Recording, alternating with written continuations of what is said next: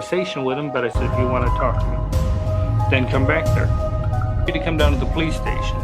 Okay, well, I didn't have time because I was doing work for the county and stuff like police station. Finally, on the next day after, this was after Kozenzak and Pakel were at the house. They had asked me to come in and give me an account of my whereabouts. The thing of it is that on that same day, they held me there for 9 hours, and while holding me there for 9 hours, they executed a search warrant. The first search warrant was executed on December 13th. That is the search warrant where they claimed they went through the house looking for Robert Peace. It was written up to be looking for Robert Peace, and Robert Peace wasn't there. The police had focused in on you as being the suspect in the missing boy, and eventually... well, they were following me around. Following you? Yeah, constantly. And on December 13th, I had made a statement to the police department, and from that date forward, they had me under surveillance. The only trouble is that the Mickey Mouse way they were doing it, they had 2 cars following me day and night, and they had trouble keeping up with me, so I used to go out to the car in the morning and tell them where I was going, so in case they got lost. Because at the time I was doing 5 construction jobs in 5 parts of the city. So in essence, I was all over the place. But this was like Keystone Cops trying to follow me around. There's that one photograph of you and Rosalind Carter. Yeah, Mrs. Rosalind Carter. Well, the Secret Service tries to cover it up and said, well, we don't know how he got into the picture. Hell, I was in charge of the reception. I had to stand at the door and let them know which politicians were allowed in and which ones weren't. The thing of it is, but the Secret Service wanted to cover up and make it sound like that I had no business there. I was cleared, and I was with the Secret Service at the time and setting up the parade route and everything, because I used to set up the parades for the Polish Alliance, and then for 3 years in a row I had set up the parades to run. And you know, that's a big feat, getting 20,000 Polish people to go in one direction at one time. The subdivision where the Summerdale house is located is built on a clay field, and when it rained, the rain would come down from both ends and would flood from one house to the other. The crawl space would fill up with water. In 1976, I asked the landscaper, I said, what do you do for that sour odor of clay? And he said, spread white lime, just regular masonry lime. On the ground, he said, it'll sweeten up the clay and you won't have that odor. Sort of like what charcoal does in filtering things. That's why the lime was spread in the crawl space. How much lime was spread down there eventually? I think 700 or 800 pounds of it. The first search warrant was executed on December 13th. However, what is strange is you had 20 trained officers that came into that house, supposedly went down in the crawl space, crawled around. There was no mounds of dirt, there was no odor, there was no nothing. I never feared anybody going down that crawl space. The clowning was relaxation for me. I enjoyed entertaining kids. Like some people are, you know, they unwind in different ways, either by going out drinking or that. I could put on clown makeup and I was relaxed. And I enjoyed doing it. It was only twice a month that I did it. This was not used then for a lure to draw kids to you? No, we would visit different hospitals and entertain the children there. And we didn't entertain them with handcuffs or anything like that. All we used was balloon animals and small toys and stuff like that. But we also did parades. And in the summertime, like on 4th of July, I used to be in 4 parades in one day. I've always told people when I got into clown makeup, I regressed into childhood. It was fun being a clown because you could be yourself or just let yourself go and act a fool. You could be slapstick and funny and have a good time. That's why I always enjoyed clowning. Clowning has taken a bad name because of what they've used in my case. On a historical note, your Iowa conviction goes back to what year was that? 1968. 68. And what was, just in a nutshell, you know, without getting in too deeply, what was the basis of the Iowa conviction? The basis of it was a sodomy conviction. It's the only thing I ever was sentenced to was a sodomy conviction. They're claiming that the state representative's son, who was on the other party, he claims that he was sexually abused by me. And in essence, he was blackmailing me for it. Now, what it boiled down to was oral copulation. And it was consensual. I moved to Waterloo, Iowa. I was honored as Man of the Year because besides working full-time, also, I was a chaplain for the JCs and also ran the membership campaign. And of course, we used pornography. We had stag shows, and that's how we increased the membership from 150 to 400 members in that JC chapter.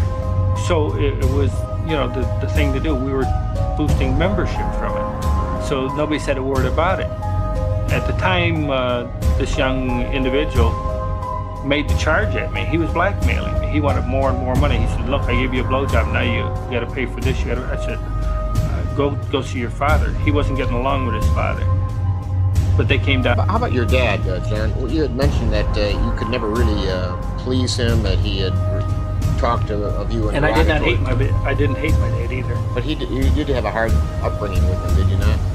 My dad came from the old country, limited education, but he was a good provider and with strong will and strong views. He was also an alcoholic, sorry to say. Was he abusive? Did he strike out at you? When he drank, he was almost like a different person. My dad struck all of us children all the time. When you paroled out, where did you set up, establish your residency? I was under the interstate compact. I was paroled back to Illinois. Mm-hmm. And you went to Springfield first, did you not? No.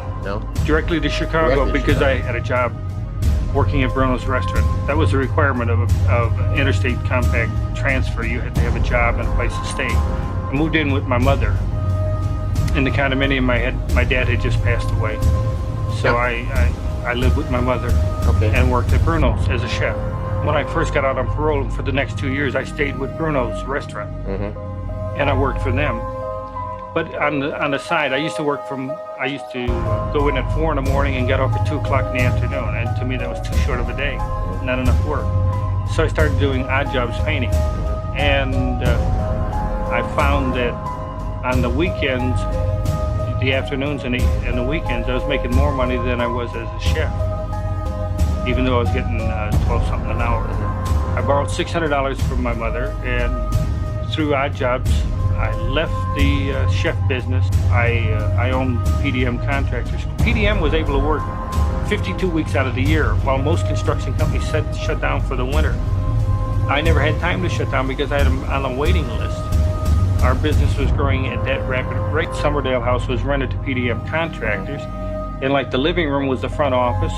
The dining room of that house was like a boardroom because it was an 8 by 10-foot table with big caption chairs, because we use it as a boardroom for meetings. John, the media has called you a homosexual killer. What is your position on homosexuality? I have nothing against it. I'm an outspoken liberal. I don't care for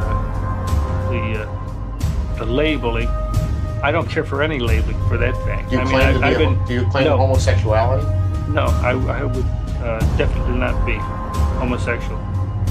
I have nothing against what they do, and I don't deny that I've engaged in sex with males, but that I'm bisexual. You're bisexual? Right. My preference is women, and I've been married enough times and have children, and I see nothing wrong with it. My dad had conservative values. If you were out after midnight, you were up to no good. My dad did not believe it. If you were out after dark and you didn't leave a phone number, you were up to no good. So I think that's why I tended to go that way more, just to be the opposite of him. I was married twice, and just because I didn't get along in the marriages. My marriages went down the drain only because I was a workaholic, working 7 days a week in that. There was 12 keys out to the house. 12 sets of keys? 12 sets of keys. Anybody working for PDM Contractors had a set of keys for the house. So you could come and go when you wanted. And of course my neighbors would keep me informed. They would inform me, God, while you were out of town, they must have been partying all night there. Who's Rossi? Michael Rossi was an employee of PDM. Mm-hmm. And how old was he at the time? Who was he? He was 20 years old. Insofar as being bisexual, if I wanted to engage in sex, Rossi and Cram were willing to go down on me anytime I wanted to, providing they were given stuff. Now, when the search warrants were effected in your case, they did find an awful lot in the crawl space of your home, did they not? Well, yeah, I had offered to sell them the house because I thought there was nothing down in the crawl space. Yeah. I had never had any qualms about them going down in the crawl space. Well, how many bodies were actually located on the property, and where? To my understanding, there was a total of 29 bodies, or 28 bodies were found on the property. 26, 27 of them under the house. And the rest? One was under the driveway, one was under the garage. So that makes a total of 29. Okay. Now, from the standpoint of the arrest, when you were arrested in this matter, It snowballed. It snowballed. Okay. What was the date of that arrest? Do you recall? December 22nd, 1978 is when I was arrested. En prison, Gacy commence à peindre, notamment des portraits de clowns, de Bambi, de Blanche-Neige ou des 7 nains qu'il fait exposer dans des galeries d'art ou vendre aux enchères. Son agent artistique Rick Staton, un entrepreneur de pompes funèbres et marchand d'art, exploite ces murdérabilia. Il est ainsi possible pour tout un chacun d'envoyer sa photo à cet agent pour que soit réalisé son portrait en clown tueur ou personnage des 7 nains. Après une tentative infructueuse de plaider la folie lors de son procès, il est condamné à la peine capitale. Il est exécuté le 10 mai 1994 par injection létale au centre correctionnel de Stateville.